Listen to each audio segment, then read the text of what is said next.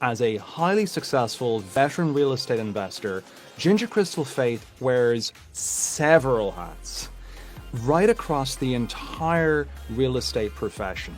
As a licensed broker, a realtor, a builder, a CEO, founder, look, the list goes on. And she has been involved as an investor in commercial, residential, short term, long term, fix and flip, buy and hold, in state, out of state, you name it. Listen, she's made the rounds on the top media, on HGTV, Yahoo Finance, Fox, NBC, CBS, and others, just to name a few. And few people have a strong feel for the pulse of the market than Ginger. And today we're going to hear more from Ginger with her expertly qualified and unique perspectives about real estate and investing. So Ginger, again, thank you so much for being on the podcast. And I was, first of all, just to start, I was listening to where your early years, you're bouncing between West Coast, East Coast. I think maybe your father on the West, I think your mother going towards the East Coast. And there were some issues at that young childhood. So I wondered, like, if you could start maybe just giving a brief, very brief explanation of how these early important relations, like, maybe have affected you at a very young age, especially as a teenager. Well, as a teenager, I realized I really couldn't rely on my parents. So just, and I think there's some people who can relate to that. They tried their best, but it wasn't, I just couldn't rely on them. So I was really lucky because I was somebody who was an avid learner. That's a genetic thing. I was a reader. As soon as I could open a book, I was trying to read. And so when I remember my early memories are about reading books, learning, going to other places, going places other than where I was living, going to worlds outside of me. And that really helped me tremendously. So I've read well over 1,000 books on personal development, marketing, business. I'm just an avid reader. So I was always like learning, figure. My parents didn't really know how, my dad wasn't around much, and they really didn't know, we were different from each other. And I didn't think that they really knew how this life worked. And so I figured somebody did. So I was always asking questions, and I was always reading books to try to figure it out. And so that's what formed me, that need for something different, for something better than what I was seeing around me. And how old were you, Ginger, when you started to break away? Like, just from being kind of more dependent on parents, etc., and you really started getting into books and self-development and all that jazz. Like, what kind of age are we talking about here? But books, I remember 8 years old, reading a lot, like reading a lot. And then I joined a church my mother directed me to, which was very, it had its good and bad. It was very controlling, very overbearing, but it gave me some structure, and it got me out of her philosophy of life, which was not very valuable. By the time I was 16, I moved out, but to a church member's house. And so a safe place, a better place than where I was. And so I remember listening to Earl Nightingale, like when I was 16. And then by the time I was around 20, Tony Robbins came into my life in audio cassettes and some business books. Started when I was in my early 20s. So you feel kind of like the self-education then really helped enormously, and that was kind of part of where you became the independence, and I guess also, freeing yourself from the childhood. And I guess, would you feel like on the religious side that helped you as well? Like, or is it a common, like, what helped more? Was it the books? Was it the religion? Was it something completely else? Was it genetic? What was the big drive? Yeah, these are awesome questions. They're so deep and great. A lot of it was genetic. It was very strange because my core friends, the religion, like I said, was extremely controlling, and it stripped me of things that I really wish I had been able to capture. I was not able to have a university education because it wasn't allowed. You had to serve the kingdom. And that was it. I wasn't able to participate in group sports because that was not allowed. So there were a lot of things that it took from me, but it gave me some structure and right and wrong, outside my mother, which she didn't have any sense of right and wrong. But what I noticed was very strange is I naturally hung out with the class valedictorians. my age, senior, and it didn't happen like I was seeking them out. We would just have a lot of things to talk about, and they happened to be the valedictorians. One of them went to Stanford, Harvard, Tufts, and they were like MIT, and they were my good friends. But I couldn't get my grades quite to their level. I didn't have the academics. My academics were good, but not that with all of the extracurricular activities, which were not allowed, and I wasn't able to go to college. So it was a strange little dichotomy in my whole brain. I'm here in this socioeconomic world, but I'm hanging around with people who are much more broad thinking, and I gravitated toward them naturally, and we got along great. We did things together on the slide because it was like not allowed in the church for me to be with these people who are worldly. But it was interesting, and I learned about myself, like, where is my orientation? It's not with the people my mother hung around with. I couldn't relate to those people on any level.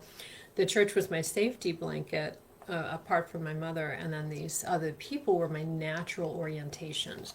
So because I was not allowed to go to college, I ended up reading as I normally do, and I ended up going into business early, and then reading and started going into real estate because the need and the hunger to grow out of my situation was very, very strong. There was some very big challenges because I was still in a unhealthy environment that I had to grow through. And I had to, so on one hand, I would be buying apartment buildings. On the other hand, I married the wrong guy who was not good for me. So my 20s were a big, big challenge. But that tenacity, just keep going, and keep reading and keep listening to Tony Robbins. And so eventually I came to very strong ways of how this life works, and I'm still learning. Today I was reading a fabulous book, Necessary Endings by Henry Cloud, which I wish I'd read 30 years ago. So all of these dynamics were very powerful and internally. That I grappled with strongly in my 20s, but slowly you just start learning about yourself, and you start stair stepping, and you slide back and you get back up and you keep going, and my life now is really good. But it was a hard one. It sounds like it's like the confidence that you had, because it's difficult to surround yourself with people who maybe, like, sort of, some people, they have the green, the envy, the jealousy. They look at people that are doing really well, like these valedictorians and such, and they kind of feel, oh, I look inward. But for you, it sounds like, how can I be like this, or how can I grow? So, that was very good. And of course, we're the average of the five people who are hanging around, so it's probably very good that you were trying to reach out to these upper circles. I can relate. And I mean, in terms of now, of course, now today, you've become a very competent professional business person. So, as the years go by, could you just give us a brief picture of your journey? I know you were doing, I think it was floral stuff, business, and with the flowers, and maybe even window cleaning or something like that. I'm not sure if that was someone else before you got into your first sixplex. It's all accurate. So again, it was like just going by your intuition, and the environment around me. Like, nobody was really an entrepreneur. Like, a couple people that I didn't really know very well, but again, books. So I was a teenager in high school, and I just started looking at, okay, maybe I can do window cleaning, and because I did know somebody who did that, and I was like, oh, I'm making $100 an hour window cleaning these businesses. So I started that, and then the winter's really cold in New England where I was living, so I was like, oh, this is rough to do. And so I read a book by Entrepreneur Magazine, and it was called 365 Businesses Anyone Can Start and Make a Lot of Money.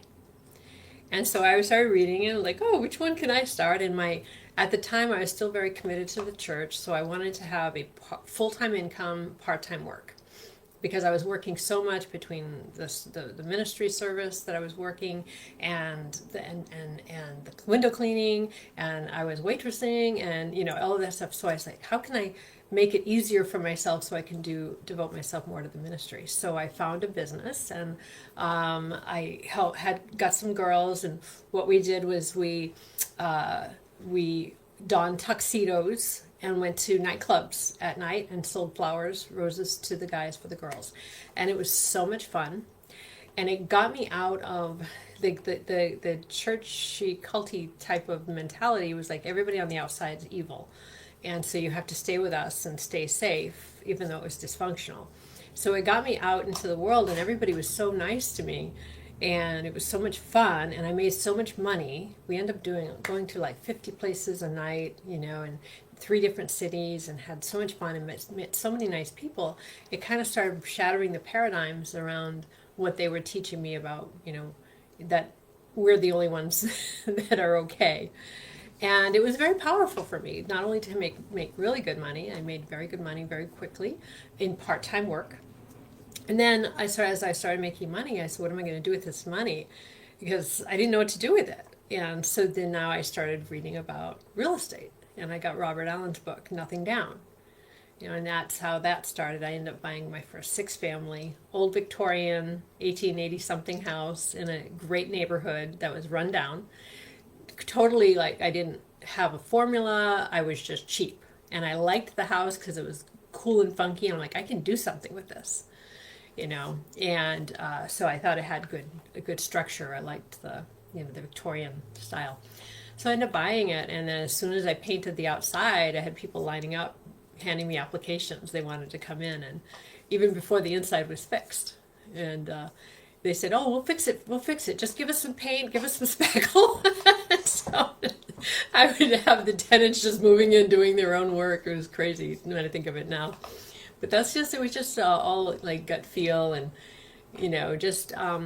I did find that by the books and having imagination, I had the freedom to think my own thoughts, which was a struggle because they told me I had to think their thoughts. And so I was considered somebody who was self-willed, always being called on the carpet by the church elders for doing something wrong, because what is she doing now? What's she doing? Now she's buying apartment buildings, and now she's doing, starting this, she's going into these nightclubs, but they couldn't say anything I was doing like wrong, but they just kept calling me on the carpet.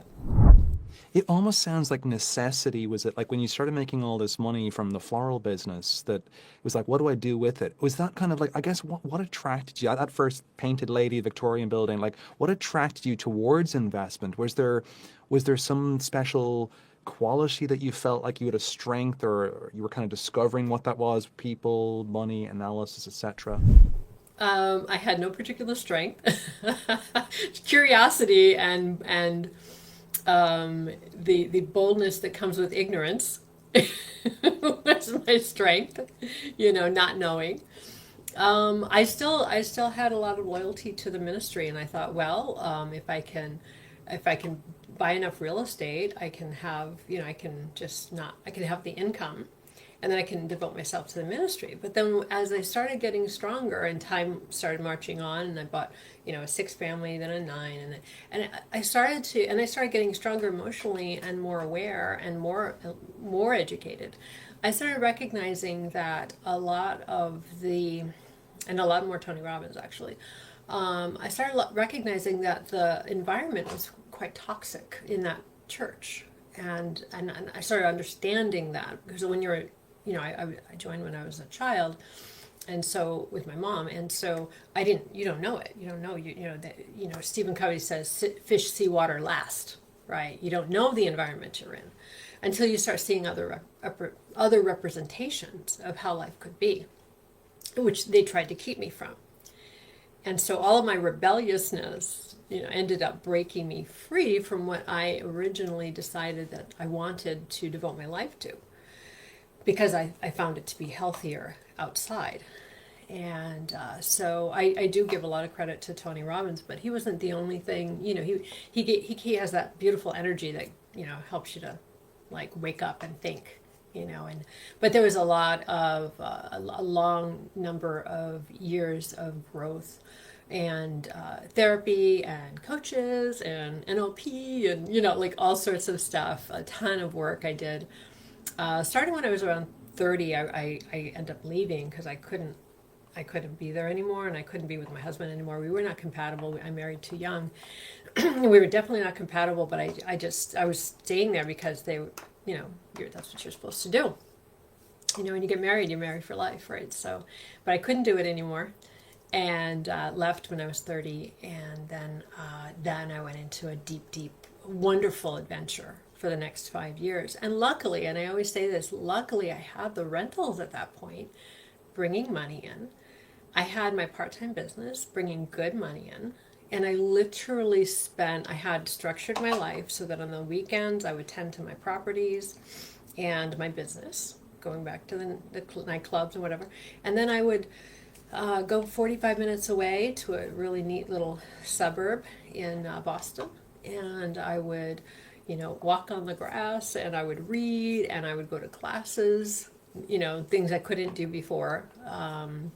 And to go to the gym every day. And I just started devoting myself to healing and understanding what I was involved with, and just trying to get spiritual healing. And those were 5 powerful, amazing years. Very difficult, to basically, I had to unpack every single thought and belief that I had, and look at it and decide if it's something that was useful, helpful, healing, true, is it true? Is it, was I being brainwashed?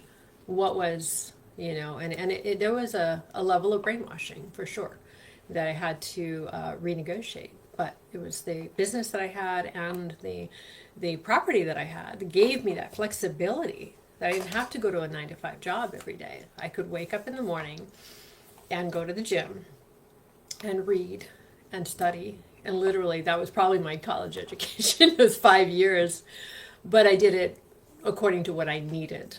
And it was like I would go to the bookstore and look around, like, what do I need to learn, and it was a very, very amazing, magical time. I spent a month in Colorado, Winter Park, and I took an NLP master class and learned about that, because NLP had a profound, pivotal influence on my leaving.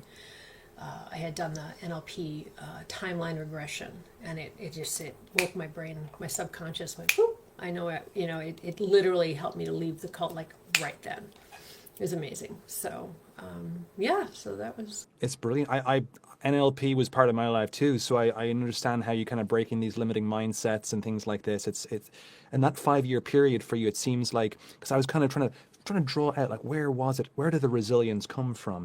Was it earlier? Because you think about someone like Andrew Carnegie, who's one of the richest people of all time. If he was around today, he'd be over 300 billion, and he was a Scottish industrialist. And he said, he came from abject poverty himself, and he said that actually sometimes it can be a blessing in disguise, that, like, sometimes when you start, like, there's a drive or a fire in you.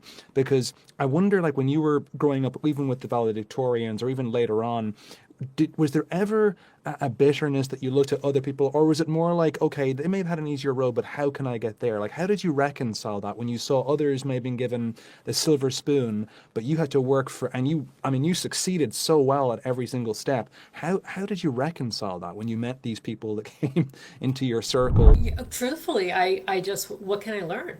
It was always, what can I learn?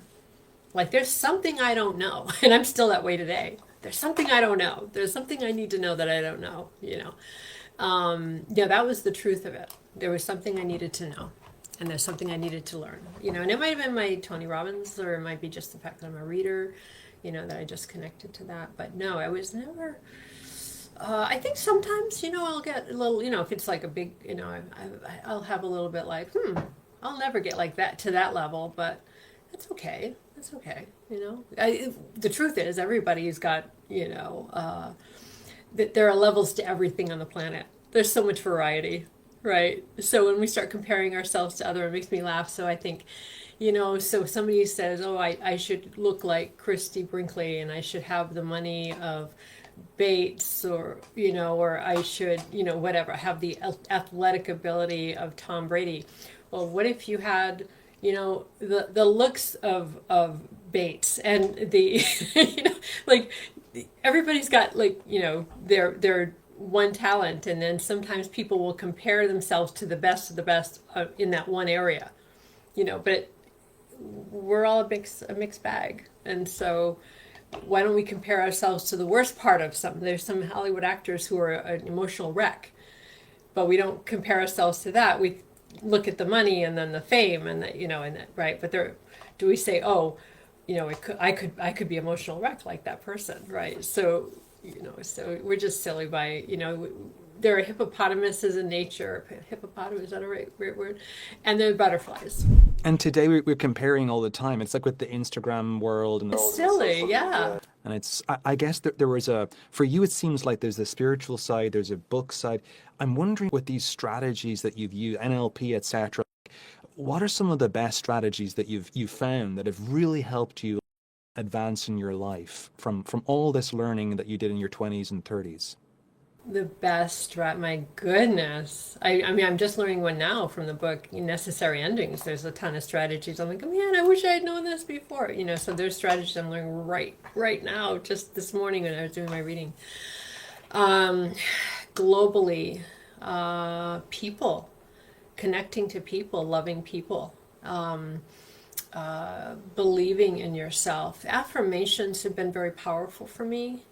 Positive affirmations have been extraordinary. Louise Hay was a huge influence on me early in the late 90s, early 2000s.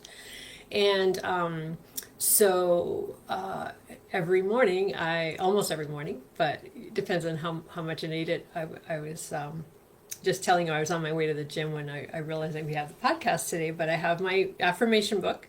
And I put on the treadmill, I open up my affirmation book. So whatever I'm dealing with right now, whatever I'm negotiating, whether it be my own vulnerability or weakness that I want to overcome, or if it's a bigger goal that I want to achieve, I put it down in a positive way in the book.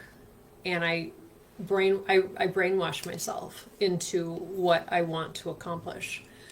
So I would say, connecting with people who are more successful than me deliberately has been a great gift. And then just doing my absolute best continually in helping and serving others. In real estate, I love serving people. I love helping people.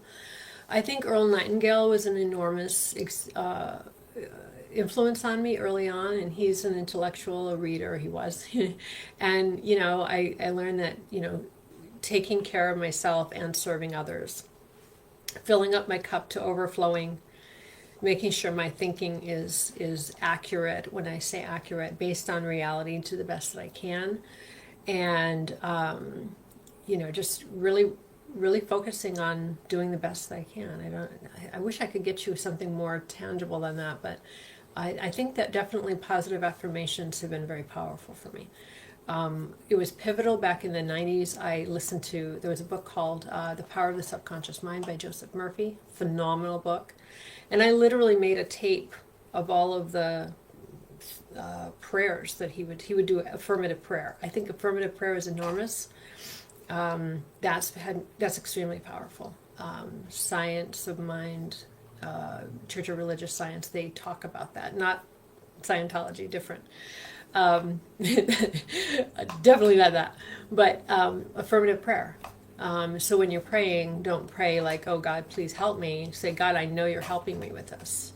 I know that the power of all of the universe is in, through, and as me, surrounding me and speaking and working through me today. And I know that what I am doing today is divinely guided, and I will be listening for your guidance." And so that kind of thinking, I reprogram myself to have that kind of affirmative thinking. And I used to listen to that over and over again. I remember waking up in the morning many, many years ago, just after I left that church, and I started into therapy, and I recognized that all of my thoughts were negative. Even though I was doing all these great things, there was a voice inside me that was destroying what I was building. So I was always fighting internally, not recognizing it. But once I went into therapy, I recognized it. And once I saw the NLP, did all that, I recognized it. And so I realized that, I've got to control that voice and get that away. That no longer has a place in my life. It's got to go. And so I reprogrammed, and then I would do tons of writing exercises where I acknowledge when I had a negative thought, I would write it down. So I would look at it on a piece of paper. I'm like, do I want to believe that? No, I don't want to believe that. So that's got to go. That's got to go. That's got to go. So there's been a lot. There's been a lot of different things, but I'd say probably, I think it comes down to this in the emotional spiritual realm for me. In all of the work that I've done, and it's been a ton, is that our consciousness is like I would say a bucket of water. And if somebody has thrown arsenic in the water and mud and heavy metal poisoning, whatever, right? Touch wood. Right. Yeah. It's our responsibility to get rid of it because the goal is to have clean, fresh consciousness, clean, fresh water. That's how I believe. And my goal is to have a clean line between me and my higher self, and God, and something bigger and better.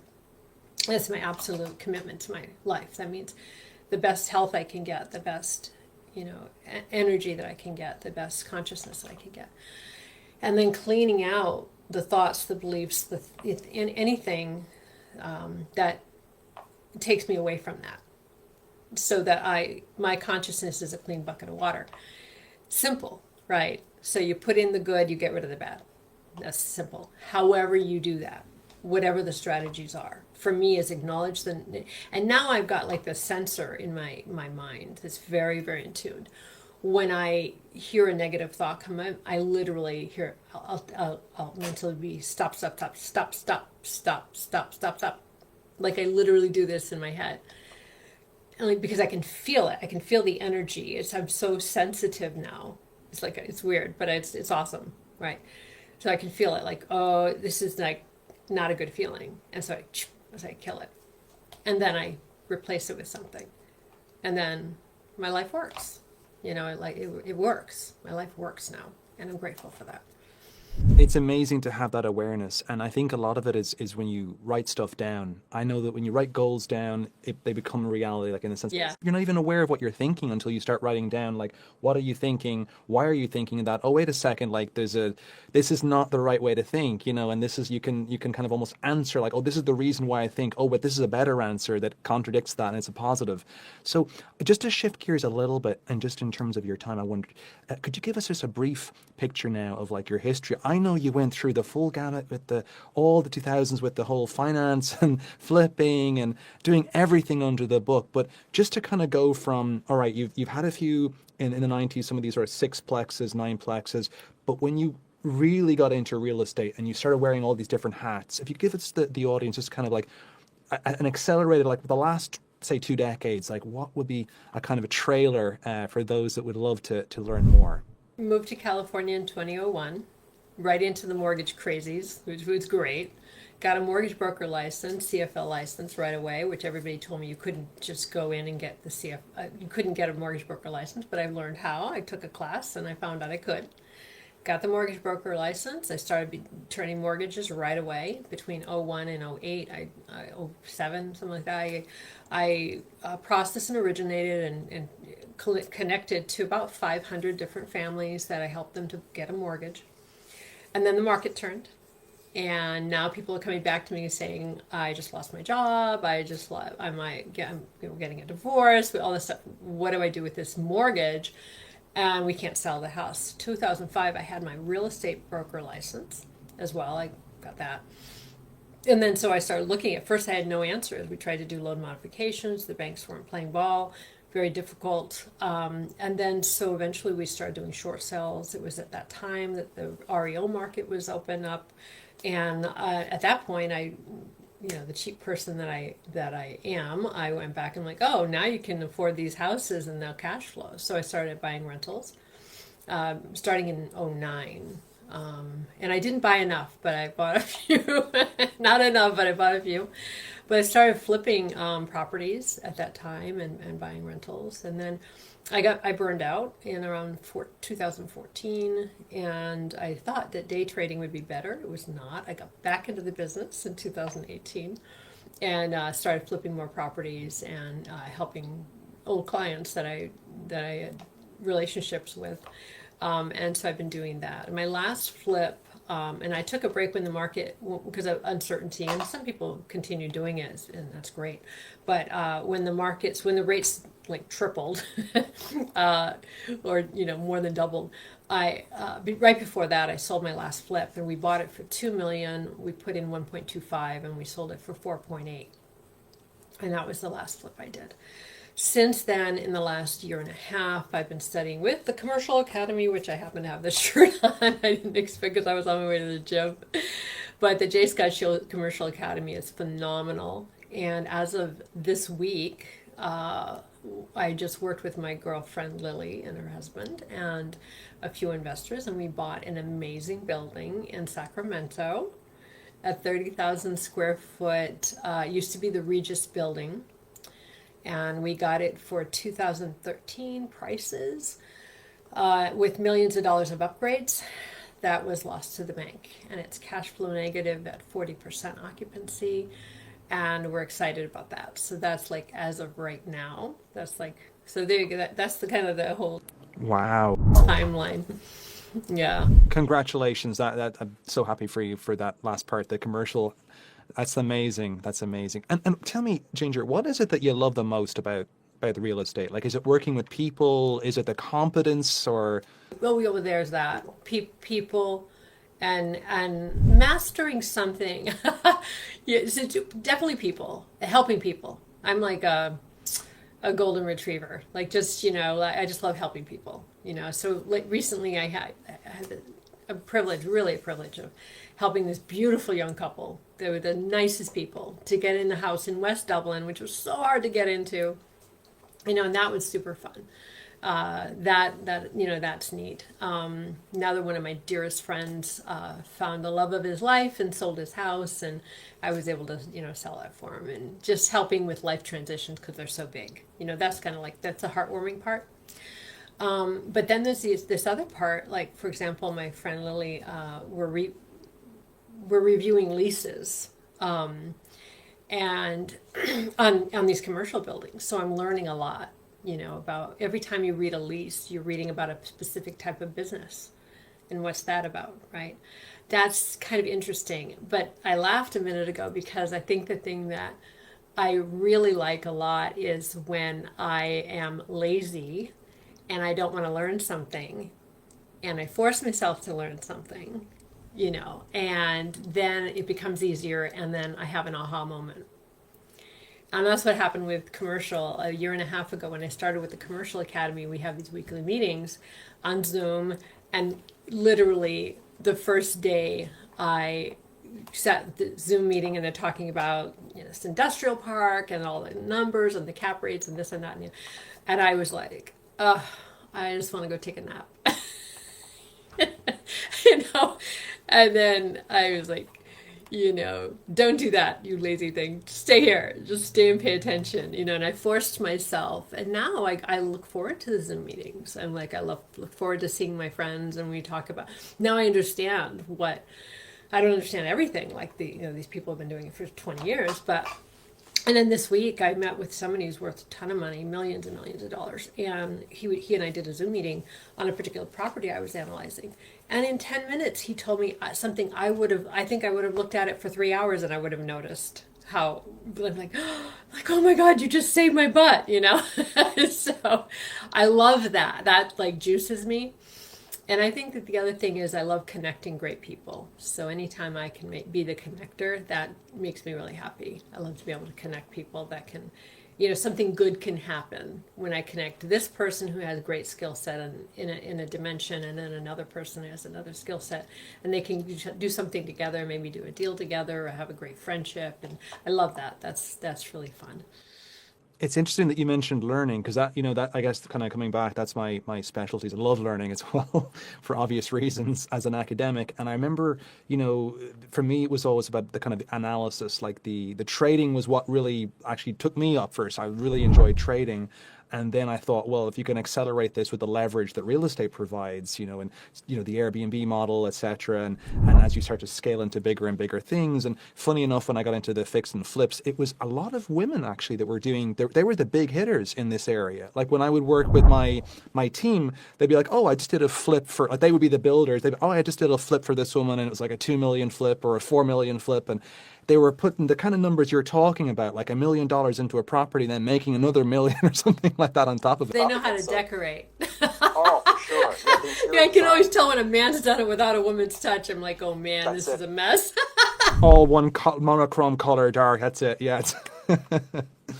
And tell me, when you moved into this kind of commercial, because that's where I'm at right now, is that you kind of, I guess, multi and making the leap of faith, because I was doing the numbers game, and actually my most recent one, I had all the health issues from my last renovation. It kind of turned me off the quantity game, which I was thinking of the single family small multi, where there's some statistic out there about 89% of the people buying it are basically parents they're not really investors. So there's a lot of arbitrage profit opportunities.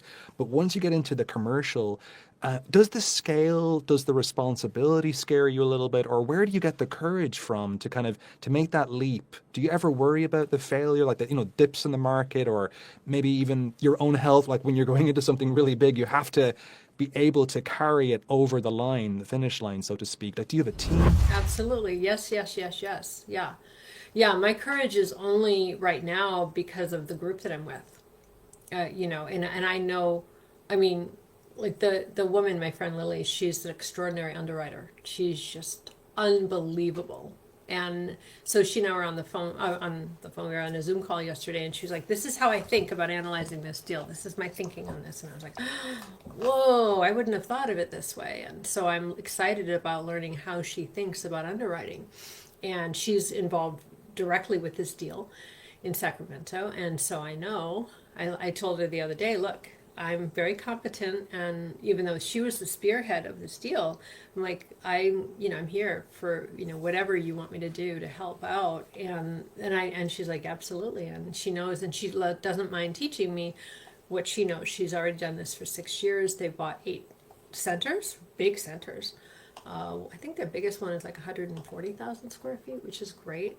Right, her and her husband, and they work with other investors. So being with this group, they take down $1 billion a quarter in commercial distressed assets. So having this group, and then like I said, this other guy, he figured out in 10 minutes what I wasn't able to figure out. Like, whoa, but now I know. I know. It was a really important, critical piece that I'll be looking for when I'm looking for another deal. So they give me the courage to go forward. I would never do this alone. Never do this alone. It's just there's too many sharks. There's too many hidden landmines, and people get really, really in trouble if they just try to do commercial by themselves. So It's a team sport. It sounds like, as I know you've got like people like Ken McElroy talks about this, who's the Robert Kiyosaki's, and I know John J. Shield and others like Manny Kabosh. They all have teams. It seems like it's all people, relations. I remember getting scammed when I read your scamming stuff about like how people are scamming as well. I was like, oof, there's so, because you kind of go into it kind of trusting, and you're like, oh, like if you do well with some people, you almost then don't take the checks, like whether it's the underwriting, the bonding, not just the references, but going beyond that. There's a lot of things you got to watch out for. right.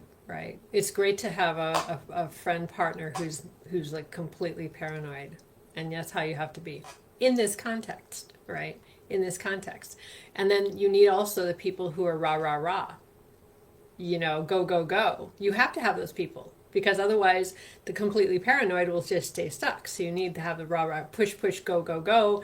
Everything's going to be rosy. That's awesome. Then you acquire a deal, and then you flip on the hat, the hat of like, okay, where's the landmine, and how am I going to figure out that landmine as soon as I close on this deal? What's going to blow up in my face? And that's the hat you absolutely have to put on. And then, and my friend's like that. She's like, no. And I was like, well, this is extraordinary. And that's how you get incredible deals. And you're willing to just say no, no, no, no to the ones that don't fit the model of what you need to have. And I love it when she said made everybody laugh because we were in a big group of a couple hundred people, and you have all these men who are very, bravado, ego. I got this, and I'm building a skyscraper, and I'm developing a whole nation, and like I'm exaggerating, but and she stands up and she said, "I have zero risk tolerance." Zero, and everybody starts laughing because everybody else is like, well, and she's like, I have zero risk tolerance. But you look at her track record; it's phenomenal. She's got all wins, not easy wins, but wins, So actually, Ginger, just to segue on that, because I promised my college students, especially the females, I'd ask you this question, because I heard like you're throwing some statistic around, like it used to be like 2%, now it's 3% of commercial investors are female, and half of that is inherited. My question is, have you noticed or either thought or felt, has there been a difference since you started investing in terms of the environment, maybe for the residential side, for the commercial? Yeah, well, with education, right? So starting with the technology boom, and then now with YouTube, and then with podcasts, there's education. And there's a need for women to be more powerful. There's an actual need, right? So everything's many things are changing. The dynamics are changing. We don't have the Leave It to Beaver family anymore. It's just not happening. And many women are stepping up to the plate, and they have to take care of their family. They have to take care of themselves because the men aren't doing it for them, like traditionally thought. Now, the most powerful teams are husband and wife teams, very often, but you don't always have that. And so, necessity has and opportunity and education has bred some powerful women in this sector. It is still, male dominated, and those are the stats, but definitely it's changed. And it's not, I laugh because in the 90s, I took a trust course after I had owned several multifamilies, and there were all men in the room. And one of the men asked me if I was looking for a husband. Right. And so that's like, and now people like, oh, nobody would ever even think that. They wouldn't say that. They would be like, so gauche to say that. But back in the 90s, that was like a thing that women just didn't show up to a real estate conference to learn. There had to be an ulterior motive. And that obviously wasn't me. But so there is definitely a huge shift, and it's growing. Women are becoming more and more involved, which is awesome. And it's more balanced, and like we said, they can decorate the flips better. So anyway, yeah, it's actually a good thing. That's great. And it's funny, that particular story, I remember regaling some of my students with your story about that, and that meetup. And just before we finish, I love asking all the guests just some advice. And we're going to look at 3 categories of people. Imagine you were giving some advice to, first of all, imagine that someone is like starting out. Maybe they've come from a similar background. They're very young, and they're just wondering what would be the biggest piece of advice you could give someone who's either in their teens or early 20s, and they haven't had, let's say, a silver spoon in their mouth when they were growing up. I say use the pain for fuel. So Michael Beckwith, from Agape Ministry says that the pain will push you until the vision pulls you. Right? So use the pain to push you out of your circumstances. You don't have to accept your circumstances, whatever the pain is, whatever the source of it. If it's financial, if it's emotional, whatever it is.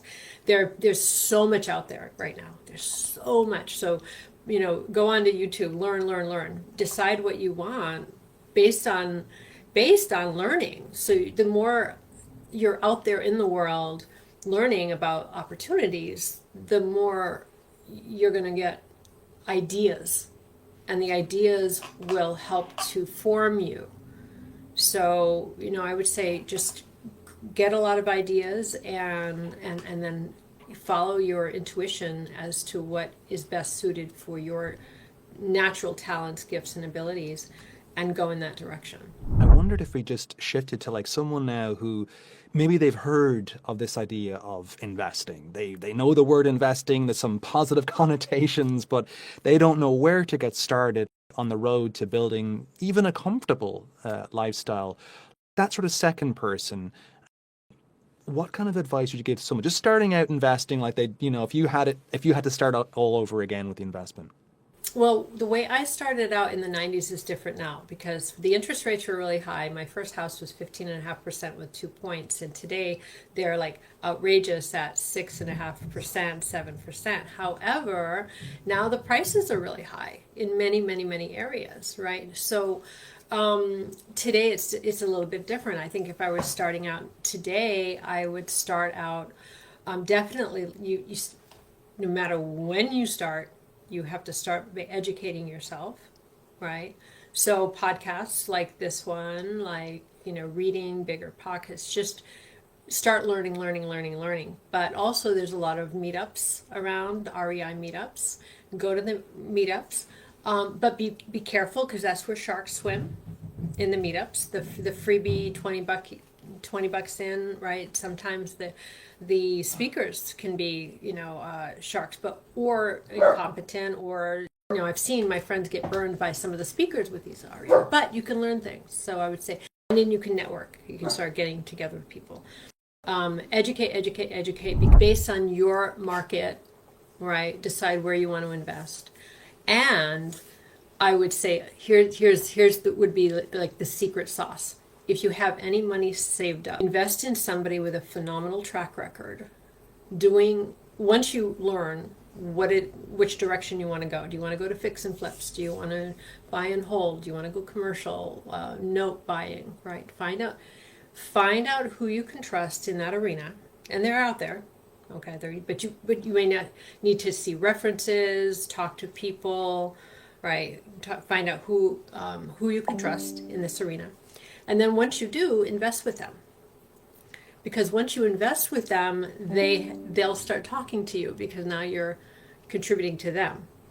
And I would say start by doing that as soon as you can. So I think that's probably the best advice. So it sounds like educate yourself. The money is worth it. So that the cheap meetups not so good. If you put like your skin in the game, you go to the more expensive meetups, etc. Like, because that's kind of you're paying for the privilege, and you're paying for the value. But also, I guess, kind of partnering and putting your money where your mouth is, and then they kind of do give you your time. It's like you're almost buying yourself into the room, so to speak. So I guess the final group of advice would be: imagine now someone who might be they're trying to leap forward into maybe commercial business, but they're afraid to go into commercial investments. I mean, they have seen some examples before, but they're like, all right, well, you could just continue doing a quantity, or you could, as you say, like do one or two bigger ones where they really accelerate your path to retirement. So what advice would you give to someone that's just sort of thinking about going into commercial? What would be some of the best advice for someone like that? Same advice: educate. Right. Talk to people who are already successful, but the challenge is most people who are successful are busy and they're not interested in teaching you, right? Because why should they teach their competition? And so I recommend J. Scott Shield's The Commercial Academy. I just recommend it because Scott overcame that challenge back in 2001 when he was at a Tony Robbins event during 9/11. When 9/11 happened, he was at a Tony Robbins event in Hawaii, and Tony had to deal with that. There's a phenomenal recording about how Tony dealt with that. It's just crazy. But he was stranded there in Hawaii for 2 weeks, and he decided to start the Commercial Academy. And one of the things he struggled with is, am I teaching my competition? And he overcame that and started sharing secrets and then creating a culture. So right now, it's growing.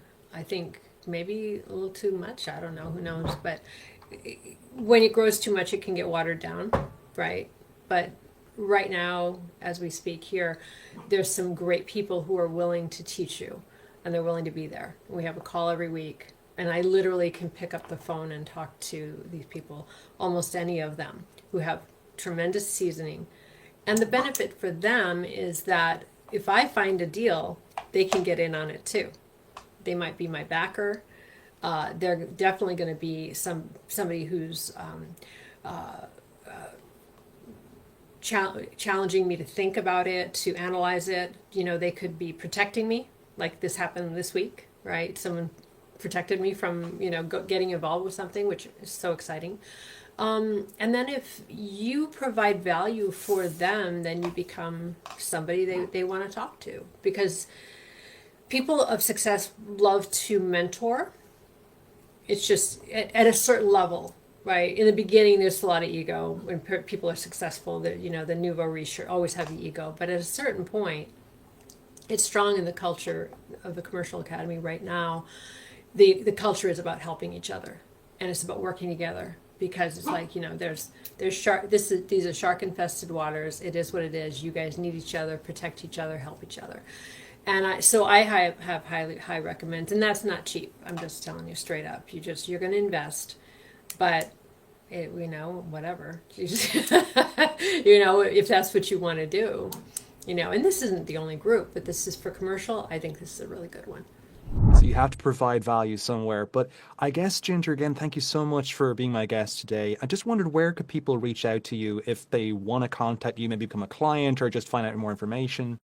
I'm on social media fairly regularly, so hopefully this podcast will end up on my YouTube channel. I've got over 160 videos on various aspects of real estate based on my experience. And then I'm on social media. I'm on Instagram and Facebook. Facebook shut down my business account arbitrarily, so I don't have that anymore. It's up and running, but my last post was last year. And then I'm on LinkedIn, and you know, I'm pretty much out there. So Ginger Crystal Faith, I think I'm the only Ginger Crystal Faith real estate person around, so pretty easy to find. Great. Well, it'll be in the show notes. And again, thank you so much for your time. I really do appreciate it. So there you have it, folks. Whether it's residential or commercial, real estate remains a great asset class to invest in for the long run.